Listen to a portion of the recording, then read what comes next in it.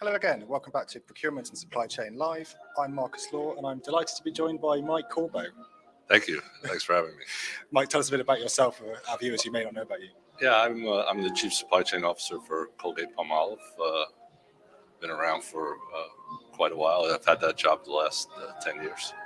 So one of the things you're on our second stage, our first stage, I believe, later at 2 o'clock. Yes. One of the things you'll be talking about is that 40-year career at Colgate-Palmolive. What's changed in that time? A lot of things have changed. The technology we use has changed. The pace of change has changed dramatically. Things happen quicker.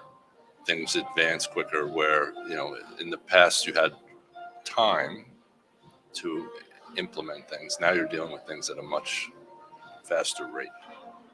What would you say is the main thing that's driven that? Well, I think data and technology, the use of that is really what's driven quite a bit of the advancements that we've seen. Absolutely.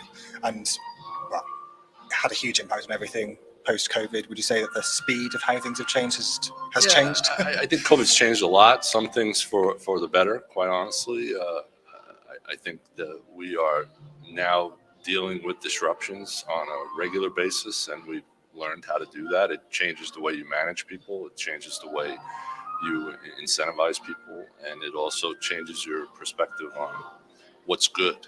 I think responding quickly to disruption is the new norm and new good versus trying to be perfect at things, which really doesn't exist anymore. I mean, what are the risks of that, of not being agile, I suppose? Yeah, I think the time it takes to recover from a disruption needs to be shortened, and so the way you deal with those disruptions and how you can respond quickly is what keeps businesses alive. In the past, a disruption might happen once a decade. Now they may happen multiple times in a year. So the main, I was going to ask about how you maintain a healthy supply chain in these times.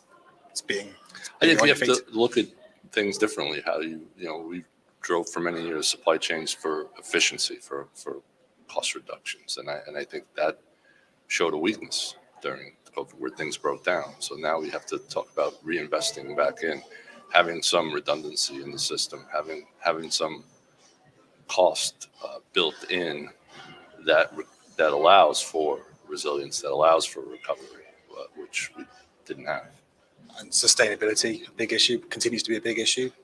Yeah, for us, I think what we try to do is embed sustainability into every discussion. So whether it's changing a motor or a new product, that's part of the discussion. That's how sustainability will advance. It can't be a separate outside thing.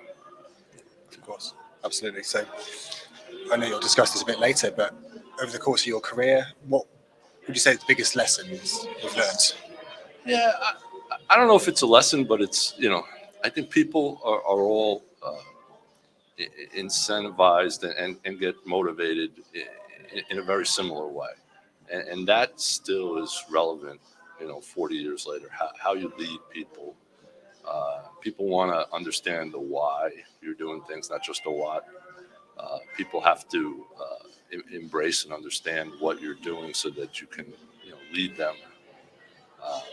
And to me, I think that's the biggest thing, the consistency over time that I've learned. That doesn't go away. Absolutely.